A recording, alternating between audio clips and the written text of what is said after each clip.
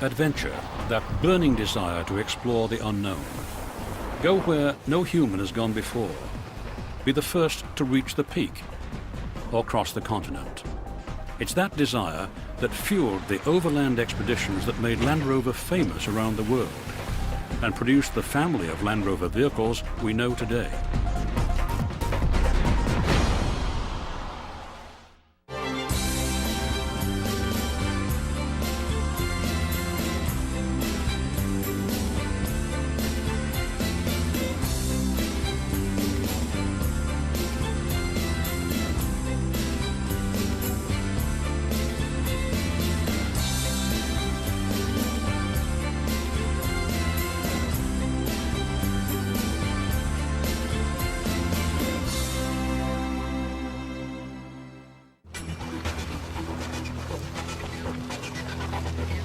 The Land Rover has become a passport to adventure for millions of off-road enthusiasts. People looking for a 4x4 capable of taking them into unexplored territories. It's become popular with those who want a little luxury and the ability to go anywhere.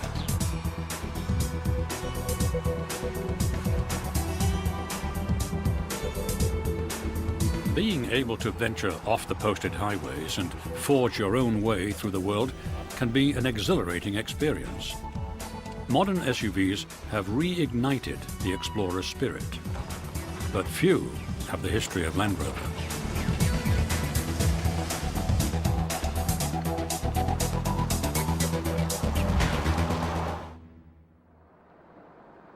In 1948, the Land Rover began life with a simple purpose: to give Britain a vehicle that could compete with Jeep. The Jeep had proven itself in World War II. A new model for the civilian market was about to be introduced.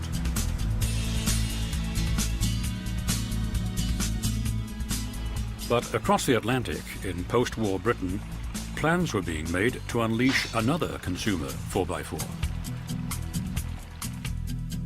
The Wilks brothers, who ran the Rover car company, were working on an idea prompted by Maurice Wilks' fascination with his surplus Jeep. Maurice loved his Jeep, and the stout vehicle proved to be very handy around the farm. But he knew that it would eventually break down and parts would be impossible to find in England. The prospect of having to live without his Jeep gave Wilks an idea. Why not build his own? The war had devastated the Rover car company. Raw materials were rationed. But if Wilks could prove that he could export his new vehicle and bring hard currency into the country, he'd get what he needed. Tom Barton was one of the leaders responsible for the design and building of the original Land Rover.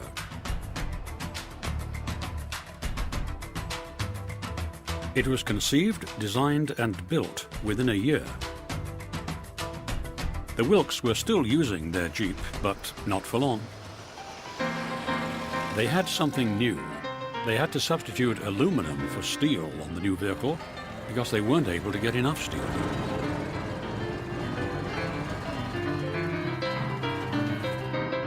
The Land Rover was a huge hit at the 1948 Amsterdam Motor Show.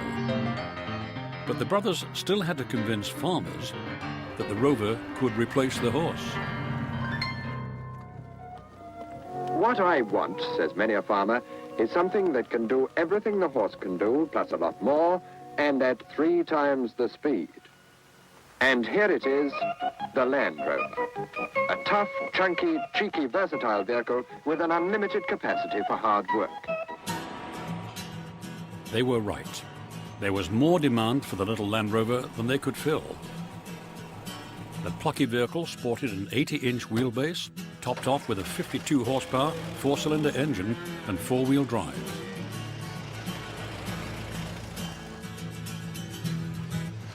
It became the farmer's best friend and the vehicle of choice for military forces around the world.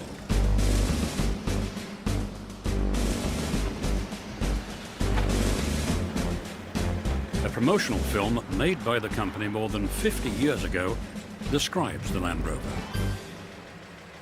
There's something about the purposeful, functional Land Rover that makes an irresistible appeal to the young and the young in heart. How's she different from an ordinary car? Jump in and I'll show you.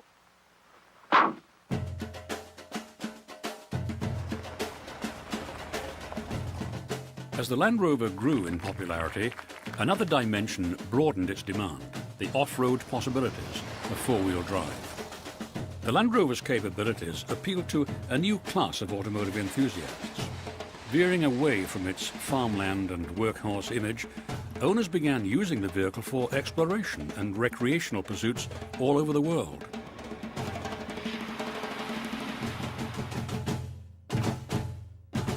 It's claimed that the first vehicle ever seen by 1/3 of the world's population was the Land Rover.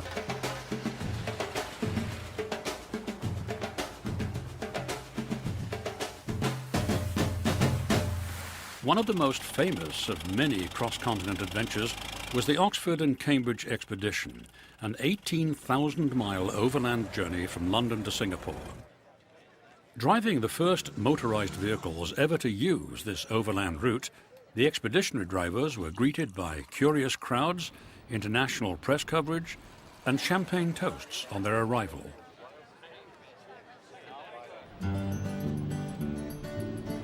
But not everyone was happy with the original design. Barbara Wilkes complained to her husband Morris that the vehicle was not female-friendly. She wanted more comfort and fewer sharp edges, which, she said, ruined any number of stockings. In April 1958, Land Rover brought out an entirely new model, the Series 2. It featured a long list of modifications, a larger rear window to improve visibility, rounded quarter lights and fenders. Windows were made of non-scratch glass, and the doors had external handles with locks. The changes made the Series 2 easier to drive without sacrificing durability. Orders flooded in from many countries. They were exploring the jungles of Africa, serving on the front line, and doing jobs few other vehicles could tackle.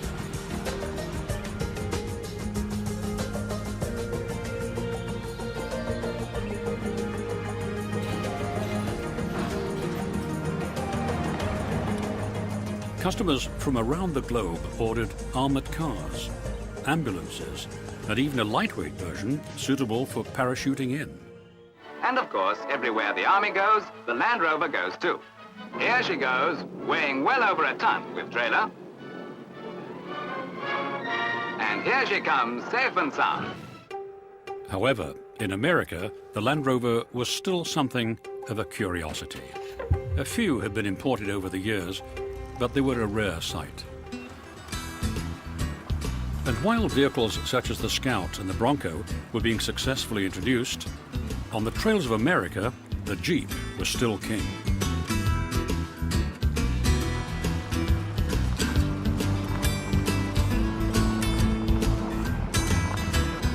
Off-roading became the favorite pastime for families eager to escape the suburbs.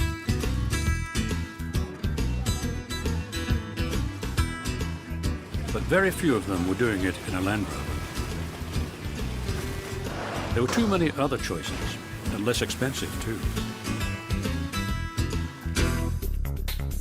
Another problem, the strict emission regulations in America that would have required special models to be built for import into the States. Rover couldn't afford the investment, and they abandoned the US market.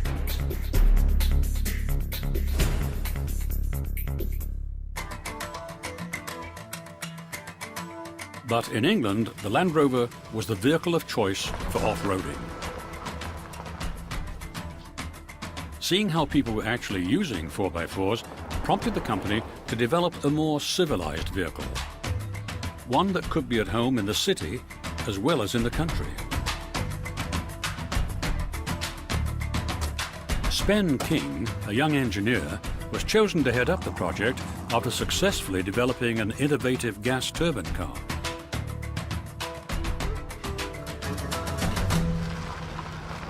With vehicles like the Ford Bronco and the Chevy Blazer seen as their main rivals, Spen decided to take 10 to 15 Land Rovers on a competitive two-day safari alongside the competition.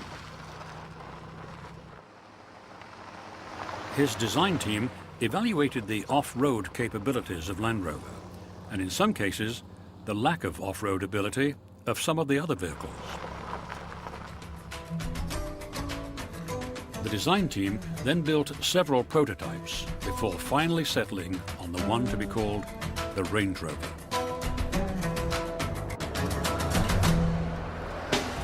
Coming to market in 1970, it sported a new V8 engine that was powerful and lightweight. Permanent four-wheel drive gave it predictable traction. With its introduction, the new Range Rover, like the Land Rover 22 years before, became the automotive rage in Europe.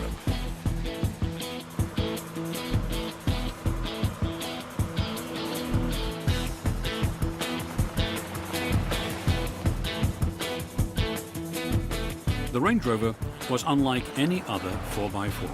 Its innovative design won numerous awards. It was even displayed at the Louvre in Paris as automotive art.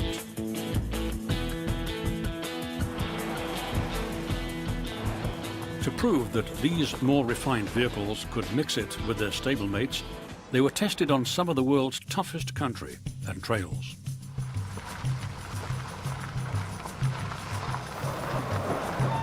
They crossed the Sahara, battled Panama's Darien Gap, traversed rough terrain from Alaska to the tip of Africa, all to prove that Range Rovers could go anywhere.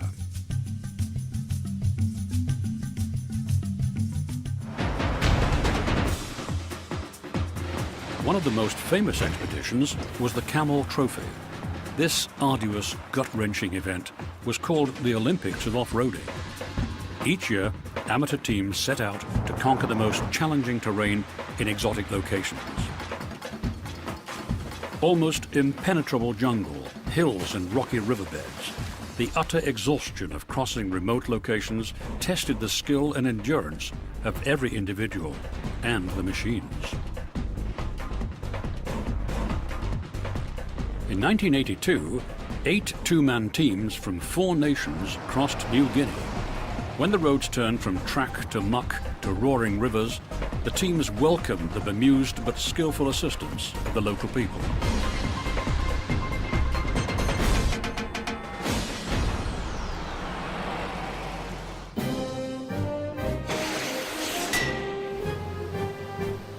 Land Rover was quick to exploit the adventurous mystique of their rugged vehicles with a series of outrageous television commercials.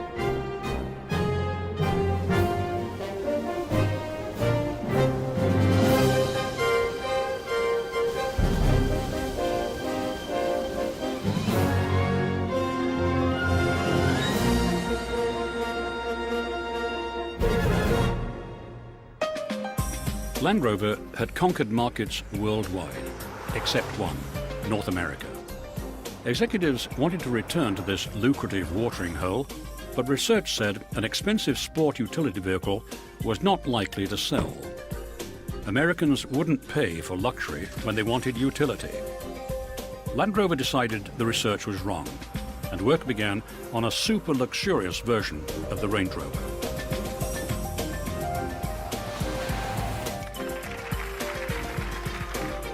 In 1987, the company offered American buyers an exclusive Range Rover, loaded with options never before seen on a 4x4. Power seats, locks and windows, a sunroof, leather, wood trim, and a premium stereo system. The gamble paid off. It sold out.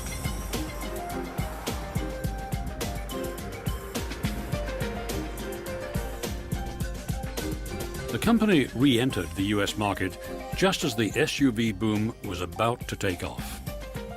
Range Rover stood out as the only upscale model in the pack. An expedition was mounted to prove that it was more than an oversized family sedan. In 1989, a convoy of 8 Range Rovers made the first 1,000-mile crossing of North America's continental divide by motor vehicle.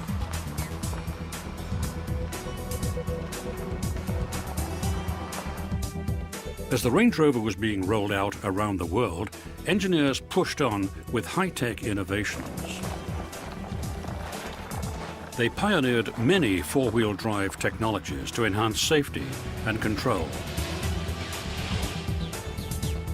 Tough machinery to keep the car going where you wanted it to go.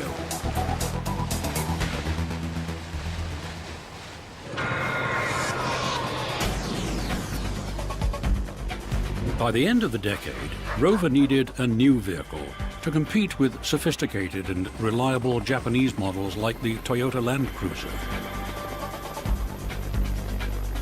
They wanted a 4x4 that had the creature comforts of a Range Rover with the ruggedness of the original Land Rover. The result was Discovery, launched at the Frankfurt Motor Show in 1989.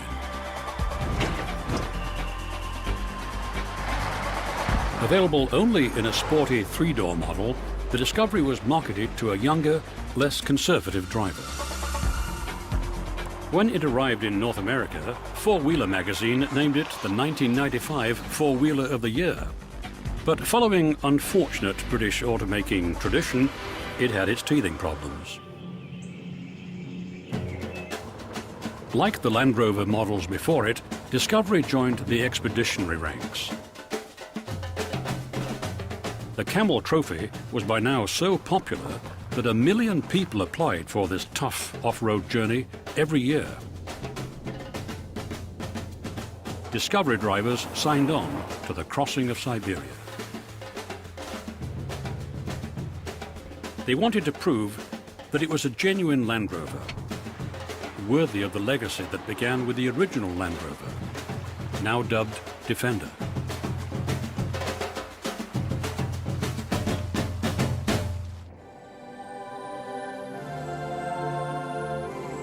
With the 1990s came an explosion in the sport utility market.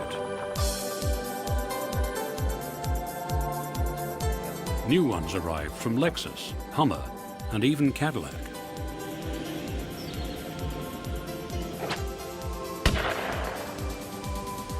But Range Rover, the first luxury SUV, was still the vehicle of choice for the country set. The company capitalized on its image and began to promote Land Rover as part of a lifestyle. And it was only a matter of time before owners of these go-anywhere vehicles decided to put them to the test.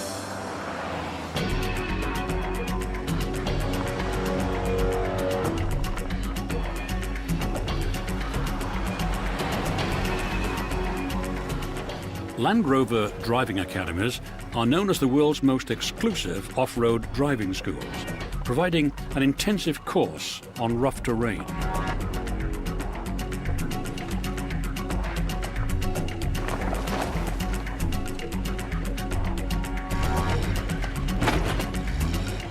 The program equips owners with the tools to explore some of the most beautiful places on Earth.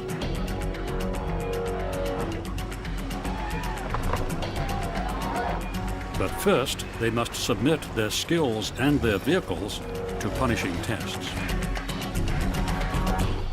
In 1994, the Range Rover celebrated its 25th birthday with a new model. Built in a new assembly plant, it was the most technically advanced vehicle they'd ever produced.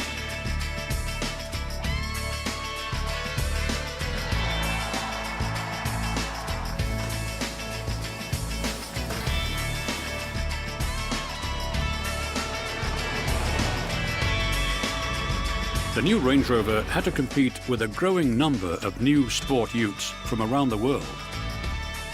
It wasn't enough to have heritage on your side. To distinguish itself from the rest of the pack, Land Rover concentrated on improving the buying experience. They did away with the traditional showrooms and put the sales force in casual clothes.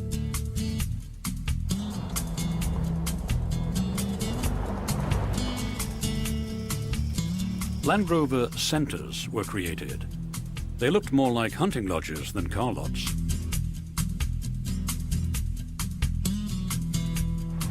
They even gave buyers the opportunity to put their new SUV to a real test.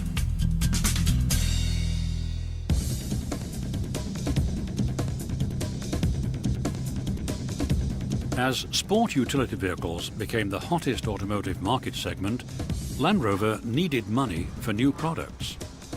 At the same time, BMW was seeking to expand its own line of cars. They looked at the array of brands owned by Land Rover's parent company: Rover, Triumph, Mini, MG and Land Rover, and in 1994 they purchased the lot. In 1996, Land Rover turned 50.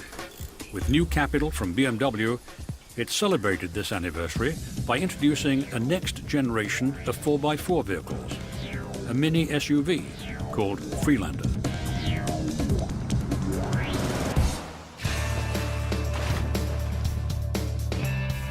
It was the first Land Rover without a separate chassis frame and the first with a transversely mounted engine.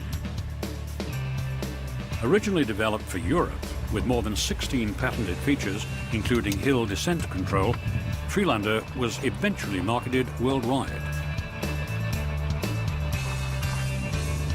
It was not designed to replace or compete with the Range Rover, Discovery or Defender, instead being geared to a younger, sportier buyer. While new products were being developed and launched, BMW was suffering tremendous daily losses due to its purchase of the Rover Group. Shareholders were growing restive. BMW now had its own SUV with help from Rover, the X5, pressure-mounted.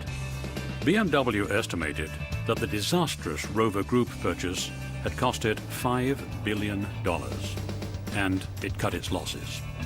A year after the X5 debuted, it sold Land Rover to Ford. Land Rover was feeling stiff competition from Mercedes and others. Ford quickly announced its intention to fully support the Land Rover marque, as it had done with Jaguar and the people who drive these vehicles. Get to the top of the hill, first gear, no brakes, let hill descent control walk you down. No, this is my very first time doing this. This is an amazing car. Ah. Oh my God, I love you. Thank you. Thank you. This kind of loyalty has helped Land Rover stay alive in a crowded market.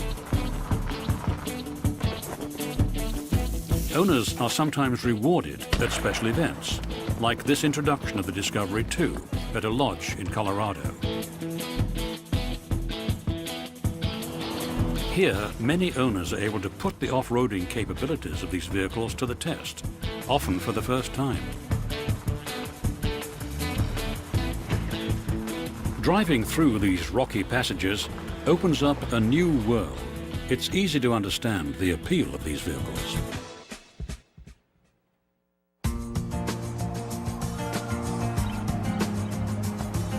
Today, Land Rover is recognized around the world as a pioneer in the 4x4 market. It has managed to combine an image of luxury and utility, refinement with ruggedness. It's traveled from a basic utilitarian product in 1948 to become a true automotive icon. It's been estimated that 3/4 of all Land Rovers ever built are still in use today. Land Rover's energy and innovative thinking hasn't changed much in half a century, but the technology has. This is where the future of Land Rover lies, as well as in the heart and soul of every great explorer, who never let the absence of a road interrupt the quest for new adventure.